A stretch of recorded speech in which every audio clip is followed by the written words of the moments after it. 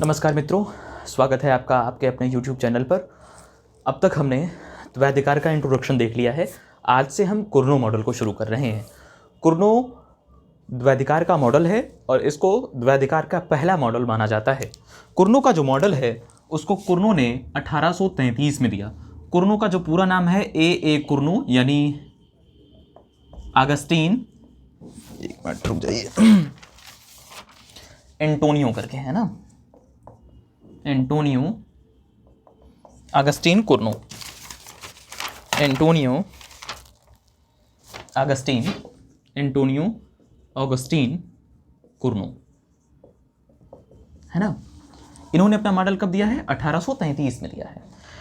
इन्होंने अपने मॉडल में जो सिद्धांत लिया है, सैद्धांतिक रूप से लिया है, इन्होंने कहा दो विक्रेता हैं ए और बी, और वो क्या कर रहे हैं, खनिज जल झरने से, किसी खनिज जल झरने से पानी का उत्पादन कर रहे हैं, वाटर बेच रहे हैं, पानी का उत्पादन करके बेच रहे हैं। ठीक है, दो फर्में लिया है, दो विक्रेताओं को लिया है, ए और बी को, और वो क्या कर रहे हैं, किसी खनिज जल झरने से पानी का उत्पादन करके बेच रहे हैं। देखिए, इसमें जो कुछ मुख्य मान्यताएं हैं, जो एजम्पशंस हैं, आइए हम उनको देख लेते हैं पहले और उनको समझ भी लेते हैं। ये तो मूल बातें हो गई। देखिए, जो मान्यताएं इन्होंने ली है ना, एजम्पशंस जो इन्होंने लिया है, जो पूर्व मान्यताएं इन्होंने ली, कौन कौन सी मान्यता ली? सबसे पहली मान्यता हमने आपको पहले ही बताई कि इन्होंने लिया दो विक्रेता हैं। कौन कौन से? ए और बी। ये क्या कर रहे हैं? समरूप वस्तु का उत्पादन कर रहे हैं, समरूप वस्तु का उत्पादन करके बेच रहे हैं। ठीक है। तीसरी बात इन्होंने क्या ली है? तीसरी बात इन्होंने ली है कि जो कुल उत्पादन है, कुल उत्पादन, जो टोटल प्रोडक्शन है, उसका पूर्ण खपत होना आवश्यक है। पूर्ण खपत इसकी आवश्यक है, यानी जितना उत्पादन होगा उस पूरे के पूरे का उपभोग हो जाना चाहिए। क्यों? क्योंकि इन्होंने माना कि वस्तुएं कैसी हैं? विनाशशील हैं, यानी नष्ट होने योग्य हैं, विनाशशील हैं, और साथ ही साथ इनका संरक्षण नहीं किया जा सकता, संरक्षित नहीं की जा सकती हैं, संरक्षित नहीं हो पाएंगी। ठीक है, तो इसलिए इन्होंने क्या माना कि जो कुल उत्पादन है उसका पूर्ण खपत आवश्यक होगा। चौथी मान्यता इन्होंने क्या ली है? चौथी मान्यता इन्होंने ली कि जो क्रेताओं की संख्या है, क्रेताओं की संख्या वो अधिक है। ठीक है, अधिक क्रेता हैं। पांचवी मान्यता इन्होंने क्या ली है?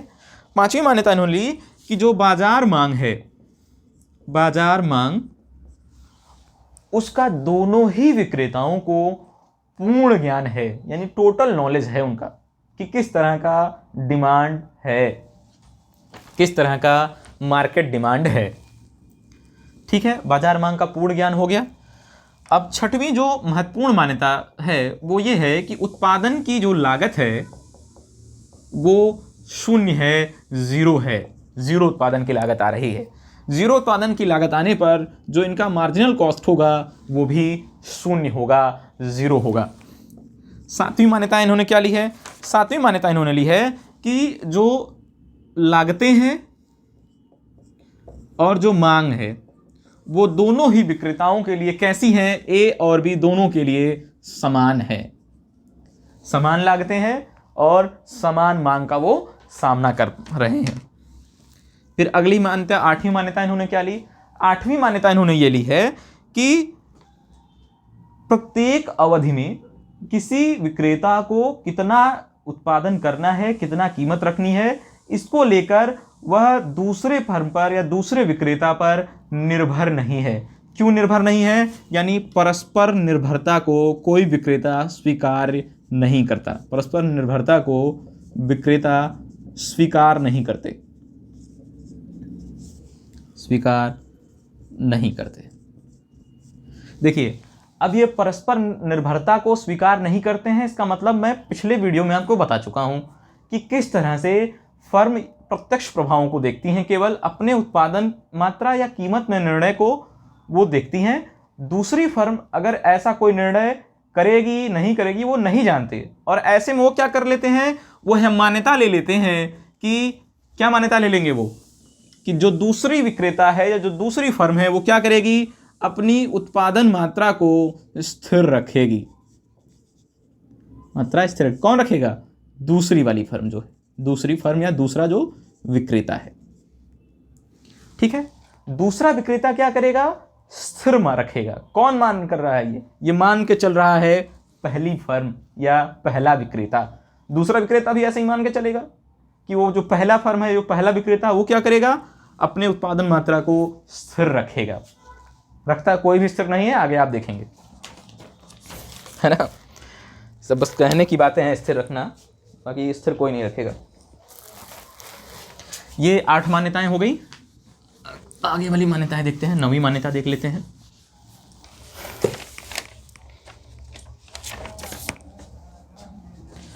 नौवीं मान्यता ये है कि कोई भी विक्रेता, चाहे वो ए हो या बी हो, कीमतों को निर्धारित नहीं करता। कीमत कौन निर्धारित करेगी, उद्योग। कीमत निर्धारक इसमें कौन है, उद्योग। वो क्या निर्धारित कर सकते हैं, कुर्नो ने कहा वो केवल और केवल उत्पादन की मात्रा को निर्धारित कर सकते हैं, और उसी के आधार पर वो क्या करेंगे, अपने लाभ को या फिर अपने आगम को, आय को मैक्सिमाइज करने का प्रयास करेंगे, है ना। मैक्सिमाइज करने का प्रयास करेंगे, अधिकतम करने का प्रयास करेंगे। एक सामान्य मान्यता है भाई, 2 ही फर्में हैं, द्वैधिकार आप पढ़ रहे हैं, तो ऐसे में ये मान के चलते हैं कि किसी भी नई फर्मों का प्रवेश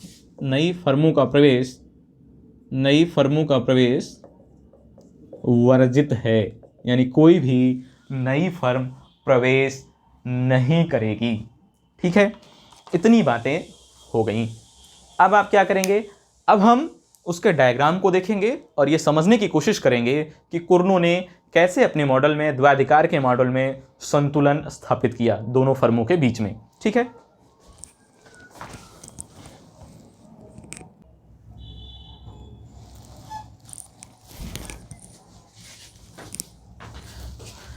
देखिए अभी तक आपने मान्यताओं को पढ़ लिया। अब देखिए एक डायग्राम का रिप्रेजेंटेशन देखेंगे कि कुर्नो में कैसे डायग्राम बनता है। ठीक है, कुर्नो ने कैसे अपने मॉडल में दोनों विक्रेताओं को लेकर संतुलन को प्राप्त किया। सबसे पहली बात उन्होंने क्या किया, एक मांग वक्र को लिया डी डैश। ठीक है, ये क्या है, ये बाजार मांग वक्र है या बाजार मांग रेखा है डी डैश। फिर इसमें उन्होंने क्या किया, इसमें उन्होंने ये डी डैश क्या है, डी डैश मैं लिखते चलता हूं, ये बाजार मांग रेखा है। ठीक है, सबसे पहले क्या हुआ, सबसे पहले फर्म ए ने प्रवेश किया। उसको क्या दिखा, उसको दिखा कि ये डी डैश के बराबर बाजार मांग है, और वो ये मान के चलेगा ये पूरा का पूरा मांग किसके लिए, हमारे लिए है, ए के लिए। तो ऐसे में उसने उसके सापेक्ष अपनी रेखा खींची MRA, मार्जिनल रेवेन्यू रेखा, MRA। और MRA क्या कर रहा है, एक्स अक्ष को, मात्रा वाले अक्ष को किस पर काट रहा है, मान लीजिए EA बिंदु पर काट रहा है, EA बिंदु पर इंटरसेक्ट कर रहा है, प्रतिच्छेद कर रहा है। ऐसे में आपको क्या बताया गया, आपको एक मान्यता बताई गई कि जो उत्पादन की लागत है वो शून्य है। और उत्पादन की लागत शून्य होने का क्या मतलब है कि जो मार्जिनल कॉस्ट होगी, जो MC होगा, वो भी शून्य होगा। और अब जब MC शून्य होगा, देखिए आप MC को किस एक्सिस पर देखते हैं, Y एक्सिस पर देखते थे। MC 0 होने का मतलब क्या है, वो यहां पे है, ओरिजिन पे है, और ऐसे में वो पूरा का पूरा क्या होगा, X एक्सिस के पैरेलल हो जाएगा, X एक्सिस पर संपाती हो जाएगा। एक तरह से कह लीजिए जो X एक्सिस है वो अब मार्जिनल कॉस्ट को दिखा रहा है, सीमांत लागत को दिखा रहा है। ठीक है, अब देखिए जहां MC MR को काटती है वहां फर्म संतुलन में होते हैं। MC को हमने क्या कर दिया, वो OX है, तो अब वो कहां काट रही है, EA बिंदु पर काट रही है। और जब EA बिंदु पर काट रही है तो इसका मतलब क्या हो जाएगा, ये संतुलन का बिंदु हो जाएगा, किसके लिए, A के लिए। अब आप इसको इससे मिला दीजिए, एक मिनट। ठीक है, यहां मान लीजिए कोई बिंदु ए बिंदु मान लीजिए। कीमत कितनी निर्धारित हो जाएगी इस तरह से, कीमत निर्धारित हो जाएगी आपकी OP के बराबर। मात्रा कितनी बेचेगा वो, OEA के बराबर। यानी जब बाजार में फर्म ए ने प्रवेश किया, उसको पूरा का पूरा बाजार मांग देखने को मिला, उसने उसके सापेक्ष अपनी MR की गणना की और MR रेखा बनाई, MRA। उसने क्या किया, MC को कहाँ प्रतिच्छेद किया, EA बिंदु पर। ऐसे में जो उत्पादन की मात्रा कितनी निर्धारित की हुई, OEA के बराबर। और कीमत कितनी निर्धारित हुई है, OP के बराबर। कीमत कितनी है, OP के बराबर है। कितनी मात्रा का उत्पादन करके बेचना चाहता है, OEA के बराबर। ठीक है, अब क्या होगा, अब B फर्म बाजार में प्रवेश करेगी। ठीक है, B कितने बाजार मांग को पाएगी, B पाएगी AD डैश बाजार मांग को। क्यों, क्योंकि इतना का तो उत्पादन हो रहा है, इतना बाजार मांग का उत्पादन हो रहा है। अब वो इतनी बाजार मात्रा का, इतनी मांग मात्रा का उत्पादन करना चाहेगी, तो वह किस बाजार मांग वक्र को सामना करेगी, किस बाजार मांग रेखा का, AD डैश के बराबर बाजार मांग का सामना करेगी। अब AD डैश के आधार पर वह अपने MR की गणना करेगी और MR रेखा खींचेगी। ठीक है, मान लीजिए ये B की MR रेखा है MRB, जो MC को EB बिंदु पर प्रतिच्छेद कर रही है, EB बिंदु पर काट रही है। ऐसे में जो B फर्म के द्वारा कीमत और मात्रा का निर्धारण होगा वो कुछ इस तरह से हो जाएगा।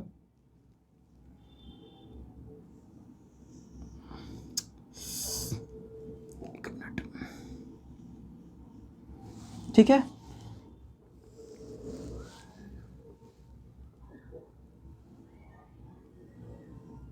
ये हो गया। ठीक है, इसको मान लीजिए कौन सा बिंदु मान लीजिए, इसको मान लीजिए आप B बिंदु। कीमत कितनी मान लीजिए, P1 के बराबर। देखिए B ने, हमने आपको बताया B ने जो बाजार मांग का सामना किया वो AD डैश बाजार मांग रेखा का सामना किया और उसके आधार पर वह EB बिंदु पर संतुलन में पहुंच गया। वहां पर कीमत कितनी निर्धारित हो गई है, अब कीमत B के लिए कितनी है, OP1। कितनी मात्रा बेच रहा है वो, EAEB। ध्यान रहे जो EAEB है वो इसके भी बराबर है, EBD डैश के बराबर है, लेकिन चूंकि उत्पादन मात्रा है तो हम EAEB को ही दिखाएंगे।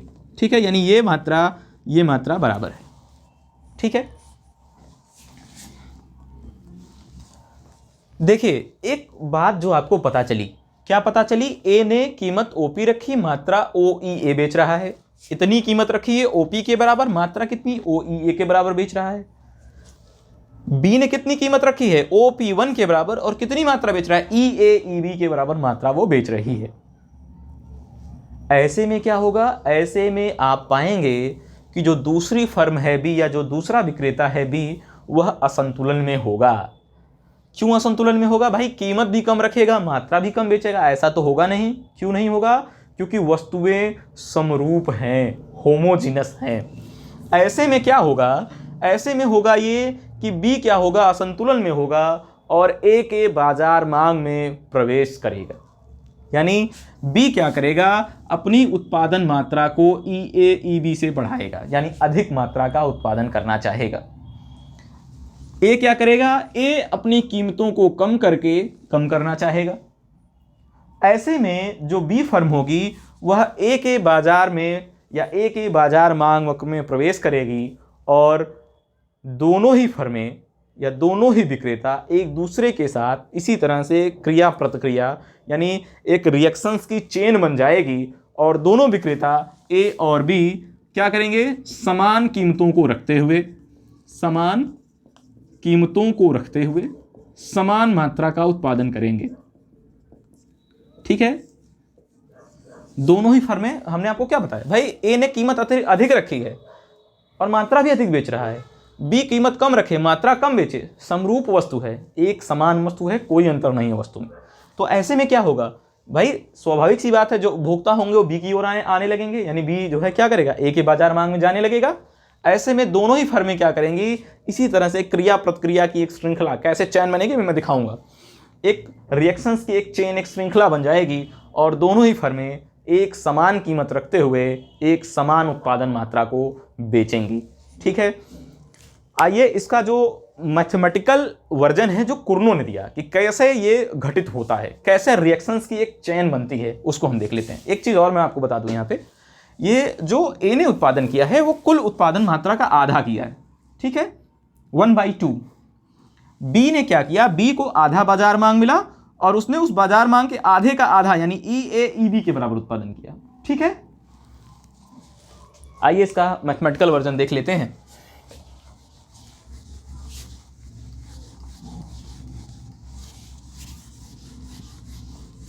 अगर ना समझ में आए मैथमेटिकल वर्जन तो कोई दिक्कत नहीं है, आप इसको याद करने की कोशिश कीजिएगा। ठीक है, क्योंकि कुर्नो ने जो अपना मॉडल दिया है वो उन्होंने मैथमेटिकल वर्जन को लेकर ही दिया है।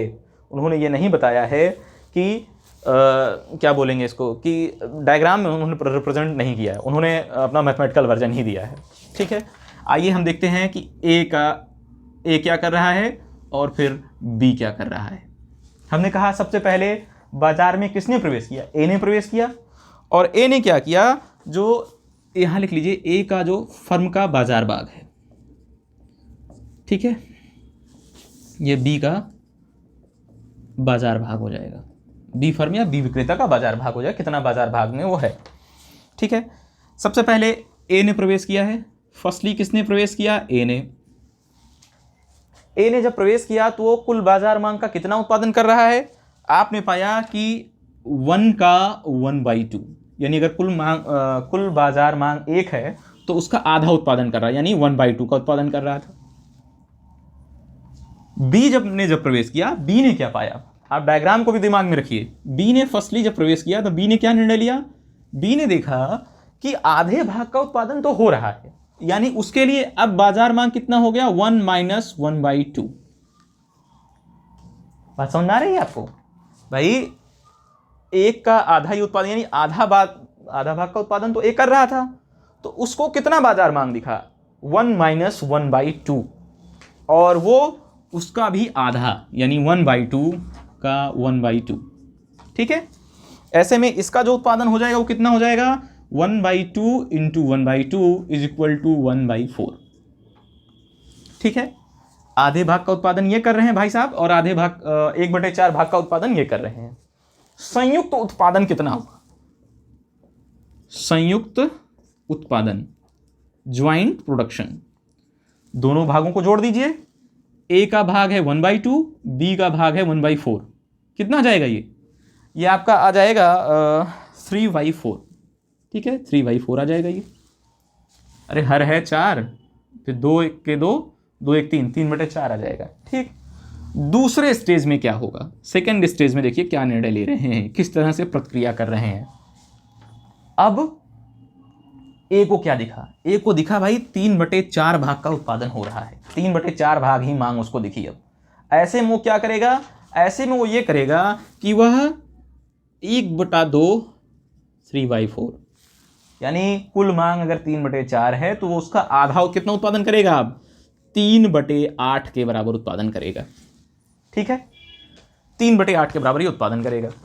इसको आप और अच्छे से कैसे लिख सकते हैं, इसको आप थोड़ा व्यवस्थित रूप से, इन्होंने जो लिखा है 1/2 - 1/8, ये आगे चलकर 3/8 ही आएगा। ठीक है, अगर आप यहाँ पे हर का एलसीएम लेंगे तो 8, और फिर इधर आ जाएगा 4 - 1 = 3, यानी 3/8। इसको एक लिखने का एक तरीका है, ताकि कुर्नो का एक तरीका है उन्होंने, ताकि इसको आगे चलकर मैथमेटिकली सॉल्व किया जा सके।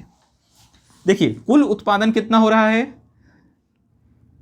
3/4 का पहले स्टेज में, उसको 3/4 को उत्पादन मानकर ए ने सोचा कि 3/4 भाग का ही उत्पादन करना है यार, अब क्या करें, हम उसका आधा उत्पादन करें, यानी 3/8 का करें। बी ने क्या निर्णय लिया, बी ने अपने सेकेंड स्टेज में बी ने अपने सेकेंड स्टेज में क्या निर्णय लिया, बी ने निर्णय लिया कि भाई बाजार का 3/8 का उत्पादन हो रहा है, ऐसे में मैं कितना उत्पादन करूं, उसने सोचा, उसने कहा मैं उत्पादन जो करूंगा वो 1 -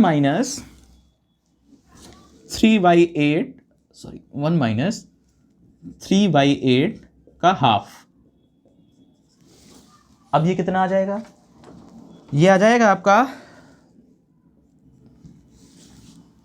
कितना आ जाएगा, इसको कैलकुलेशन इन्होंने किया है, इसको इन्होंने लिखा है 5/16।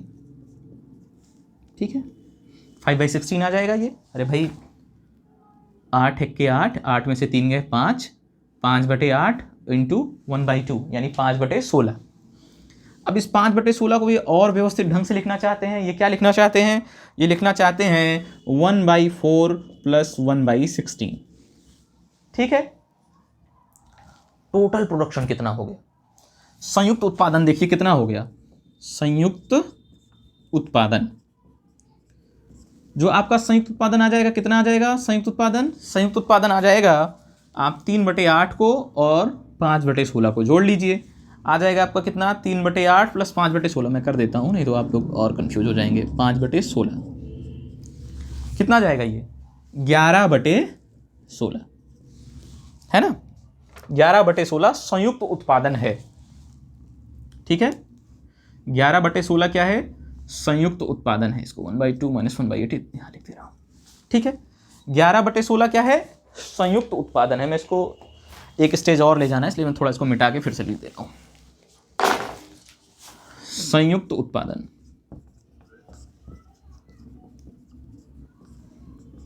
1/3/8 प्लस 5/16 ये इज इक्वल टू आ जा रहा है कितना, 3 दूना 6 5 11, 11/16। ठीक है, ये सेकेंड स्टेज है आपका। सेकेंड स्टेज में टोटल प्रोडक्शन कितना है, 11/16। अब पहले विक्रेता जो था ए, उसको क्या पता चला, उसको लगा यार कुल उत्पादन या कुल मांग तो 11/16 ही हो रही है, तो वो क्या करेगा, थर्ड स्टेज में क्या करेगा, ए निर्णय लेगा कि अब क्या करना है, 11/16 का आधा भाग का उत्पादन करना है। यानी कितना उत्पादन करना है, 11/32 का। 11/32 को उन्होंने किस फॉर्म में लिखा है, इन्होंने लिखा 1/2 माइनस 1/8 माइनस 1/32। कैलकुलेशन करेंगे आप, 11/32 11/32 ही आएगा। ठीक है, ये किसने निर्णय लिया है, ये निर्णय लिया है ए ने थर्ड स्टेज में। ठीक है, अब 1/2 माइनस 1/8 माइनस 1/32 यहां से मिटा दे रहे हैं इसको। बी क्या निर्णय लेगा, बी निर्णय लेगा अपने थर्ड स्टेज में, क्या निर्णय लेगा भाई, उसको क्या पता चला कि 11/32 भाग का उत्पादन तो हो चुका है, कितने में से, 1 में से, 1 माइनस 11/32 का आधा, हाफ, ये कितना आ जाएगा, ये आ जाएगा 21/64, 21/64। ठीक है, अब 21/64 को आप क्या लिख सकते हैं, आप लिख सकते हैं 1/4 प्लस 1/16 प्लस 1/64। ठीक है, कैलकुलेशन करेंगे 21/64 आएगा। फिर उसके बाद हम क्या करेंगे, फिर संयुक्त उत्पादन निकालेंगे। फिर संयुक्त उत्पादन निकालने के बाद क्या करेंगे, हम फिर देखेंगे कुछ ना कुछ संयुक्त उत्पादन आएगा, और जब संयुक्त उत्पादन आए जैसे 11/32 प्लस 21/64 जोड़ देंगे तो कितना आ जाएगा, 32 दूना 64, 22 और 21, 43/64। 43/64 आ गया। अब उस 43/64 को फिर से ये क्या करेगा, अपने फोर्थ स्टेज में जाएगा ए, और क्या करेगा, 43/64 का 1/2 प्रोडक्शन करेगा। तो इसी तरह से एक रिएक्शंस की एक श्रृंखला, एक रिएक्शंस की एक सीरीज, एक प्रतिक्रियाओं की एक श्रृंखला आपको मिलेगी। और उस श्रृंखला के अंत में क्या होता है, जो सबसे महत्वपूर्ण है, उस श्रृंखला के अंत में क्या हो, उस श्रृंखला के अंत में यह होता है कि एक सीरीज सी मिल जाती है। सीरीज एक ए का जो भाग है, ए का जो बाजार भाग है, वो कुछ इस तरह से मिलेगा आपको, 1/2 माइनस 1/8 माइनस 1/32 माइनस 1/128 माइनस 1/, मतलब इसी तरह से एक सीरीज मिल जाएगी। और वो सीरीज कहां तक जाएगी, इनफाइनाइट तक जाएगी, अनंत तक जाएगी। इसी तरह से जो बी का बाजार भाग, इसको आप लोग नोट कर लीजिएगा रोक के वीडियो को।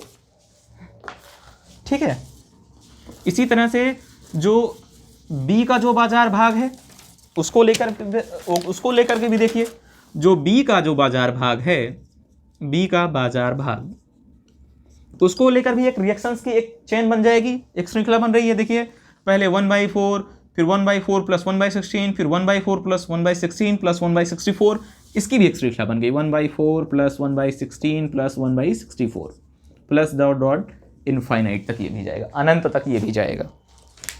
देखिए ये इनके बाजार भाग हैं। अब इसको जोड़ा कैसे जाए, कैसे देखा जाए कि कितना भाग है ये। तो आपको मैथमेटिक्स में आपने बीए फर्स्ट ईयर में पढ़ा होगा संभवतः कि अगर इनफाइनाइट तक इस तरह से कोई श्रेणी दी गई है तो उसको आप क्या मान लेते हैं, उसको आप मान लेते हैं कि यह एक तरह की गुणोत्तर श्रेणी की सीरीज है। और इसको जोड़ने के लिए मतलब बहुत सिंपल में जानिए कि इसमें दो तरह से, ए को मानते हैं प्रथम पद, ठीक है, एक आर होता है जिसको आप बोलते हैं, सबसे बड़ा आर का ही रोल है, उसको आप बोलते हैं सार्व अनुपात, यानी सबके साथ उसका अनुपात है। कैसा अनुपात? सार्व अनुपात निकालने के लिए आप क्या करेंगे, आप देखेंगे 1/2 को बाहर ले लीजिए, माइनस देखिए 1/8, 8 8 सब में आ जाएगा, 1/8 सब में आ जाएगा। ऐसे में आप क्या करेंगे कि 1/8 को, है ना, देखिए 8 चौके 32, 32 चौके 128, यानी 4 से मल्टीप्लाई करते चले जाइए आप, तो माइनस को बाहर ले लीजिए, फिर 1/8 plus 1/32 plus 1/128 plus dot dot infinite, एक सीरीज मिल गई आपको। सारानुपात आपको क्या मिल गया, हमने कहा r इज इक्वल टू 1/4। देखिए 1/4 से मल्टीप्लाई करते जाएंगे, आता जाएगा नंबर। ठीक, पहला पद कौन सा मिल गया आपको, a इज इक्वल टू 1/8, ठीक है, a इज इक्वल टू 1/8 मिल गया। अब आप कैलकुलेशन करेंगे तो जो s होता है, जो योग होता है, ये जो पूरे पदों का योग है 1/8 से लेके इतना तक का, ये कितना होता है, ये होता है a/1 माइनस r। a की वैल्यू क्या है, a की वैल्यू है 1/8, r की वैल्यू क्या है 1/4, 1/8 नीचे क्या हो जाएगा 3/4, कैलकुलेशन करेंगे इसका क्या आ जाएगा 1/6, ठीक है, 4 ऊपर जाएगा 8 नीचे आएगा, 8 3 24, 4/24 इज इक्वल टू 1/6, यानी 1/6। पूरा जोड़ना था इसको, ये तो मान लीजिए हमने मन ही मन इस कैलकुलेशन को किया, या लिख भी सकते हैं आप इसको 1/2 माइनस देखिए 1/6, एलसीएम ले लीजिए 6 और ये 3 minus 1 is equal to 2/6 is equal to 1/3। A ने कितना उत्पादन किया 1/3, कितना निकला, आखिरी स्टेज में जाके कितना उत्पादन करेगा ए 1/3, 1/3 भाग उत्पादित करेगा। बी को देखिए इसी तरह से, बी की सीरीज को आप लीजिए, जब आप बी की सीरीज को लेंगे तो इसी तरह से इसमें भी आप देख सकते हैं भाई, 4 चौके 16 चौके 64, यानी पहला पद क्या हो जाएगा a इज इक्वल टू 1/4, सारानुपात कितना रहा है 1/4, है ना, सारानुपात इसमें कितना रहा है 1/4, भाई 1/4 से गुणा करेंगे 1/16, 1/16 में 1/4 से गुणा करेंगे 1/64, तो इस तरह से एक श्रृंखला बन गई। और इसको सॉरी इसको सारानुपात को r से दिखाते हैं, डी मैंने लिख दिया, r से दिखाएंगे, ठीक है। अब पदों का जो योग होता है s is equal to a/1 minus r, यानी प्रथम पद बटे में 1 माइनस 1 माइनस r माइनस सारानुपात, 1 माइनस सारानुपात, 1/4 माइनस अपॉन 1 माइनस 1/4, ठीक है। कितना आ जाएगा, इसको 1/4 ऊपर रहेगा, नीचे क्या आ जाएगा 3/4, 4 4 से कैंसिल हो जाएगा, कितना आ जाएगा ये 1/3। ये क्या आ गया, ये बी का बाजार भाग आ गया, ठीक है। यानी आखिरी स्टेज में जाकर बी कितना उत्पादन करेगा 1/3 भाग उत्पादन करेगा। इतनी बात आपको समझ में आई। हमने पहले ही क्या बता दिया था, हमने पहले ही बता दिया था कि एक रिएक्शंस की एक चेन बन जाएगी, एक श्रृंखला बन जाएगी प्रतिक्रियाओं की, और दोनों ही फर्में क्या करेंगी, समान मात्रा 1/3 1/3। ए भी देखिए, ए का बाजार भाग आखिरी स्टेज पर क्या हो रहा है 1/3, बी का बाजार भाग आखिरी स्टेज पर क्या हो रहा है 1/3, यानी दोनों ही 1/3 भाग का उत्पादन करते हुए समान कीमतों को रखेंगे और संतुलन की स्थिति में होंगे। ऐसे में जो सबसे महत्वपूर्ण सवाल कई बार आपसे पूछा जाता है वो ये पूछा जाता है कि पहले तो ये पूछा जाएगा कि दोनों फर्में कितने कितने बाजार भाग का उत्पादन करेंगी, तो आपको क्या मिला, ए कितना बाजार भाग का उत्पादन कर रहा है 1/3, बी कितने बाजार भाग का उत्पादन कर रहा है 1/3, दोनों मिलकर कितने बाजार भाग का उत्पादन करेंगे 1/3 प्लस 1/3। इसको लिख देता हूं मैं,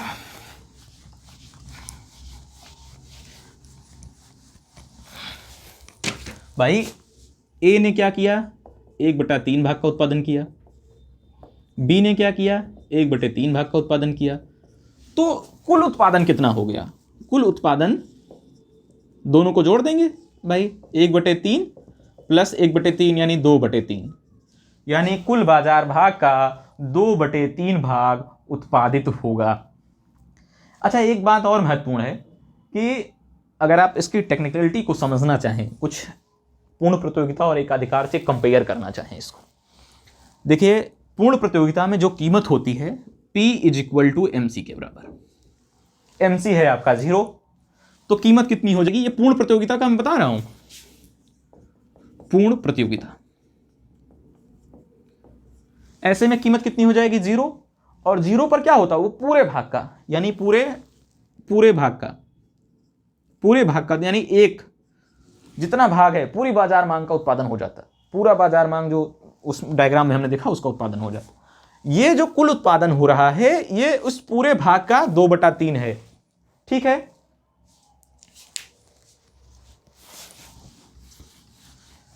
अब कितने भाग का उत्पादन नहीं हुआ, कुल उत्पादन 2/3, तो शेष गैर उत्पादित भाग, यानी कितने भाग का उत्पादन नहीं हुआ, गैर उत्पादित भाग, इसको 1 में से घटा देंगे, 1 - 2/3 यानी 1/3। ए का उत्पादन 1/3, बी का उत्पादन 1/3, कितना उत्पादन नहीं हो रहा है वो 1/3, और कुल उत्पादन कितना हो रहा है 2/3 के बराबर। तो आई होप कि आप इस लेक्चर को या इस गणितीय प्रक्रम को समझ पाए होंगे। थोड़ा टेक्निकलिटी आ गई होगी, लेकिन अगर आप इस वीडियो को पॉज करके दोबारा देखेंगे, 2 बार 3 बार देखेंगे, नोट करेंगे, तो आपको सारी बातें समझ में आ जाएंगी जो भी हमने आपसे की हैं, ठीक है। तो आपको एट लास्ट रिजल्ट क्या मिला है वो रिजल्ट मैं आपको बोल देता हूं। आपको ये रिजल्ट मिला है कि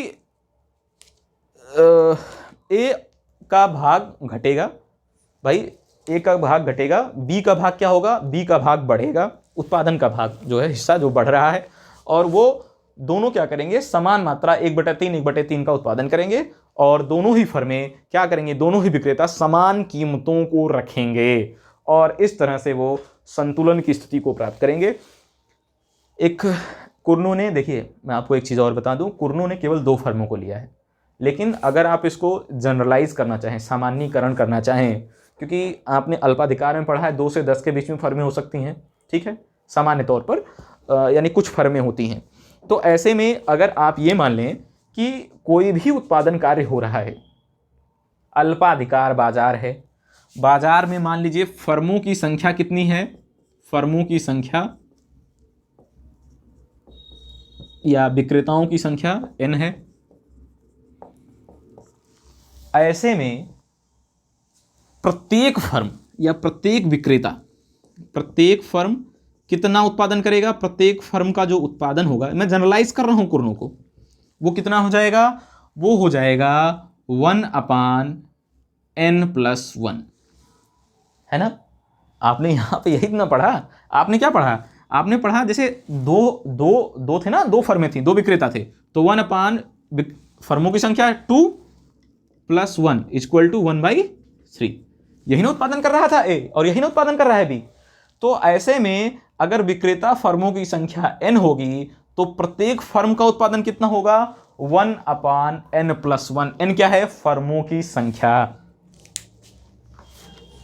इसी तरह से कितने भाग का उत्पादन नहीं होगा, गैर उत्पादित भाग कितना है, गैर उत्पादित भाग यानी कितने भाग का उत्पादन नहीं हो रहा है, ये भी होगा 1/n+1। कुल उत्पादन कितना होगा, तो कुल उत्पादन कितना हो जाएगा, ऐसे में कुल उत्पादन हो जाएगा आपका n/n+1। बहुत बार ऑब्जेक्टिव टाइप एग्जामों में ये बात पूछी जाती है कि कुर्नो के मॉडल में अगर n फर्में हैं तो प्रत्येक फर्म कितना उत्पादन करेगी, गैर उत्पादित यानी उत्पादन न कर होने वाला भाग कौन सा होगा, या फिर कुल उत्पादन कितना होगा। बहुत सारे एग्जामों में पूछा जाता है। ठीक है, एक तो ये नॉर्मल बात हो गई।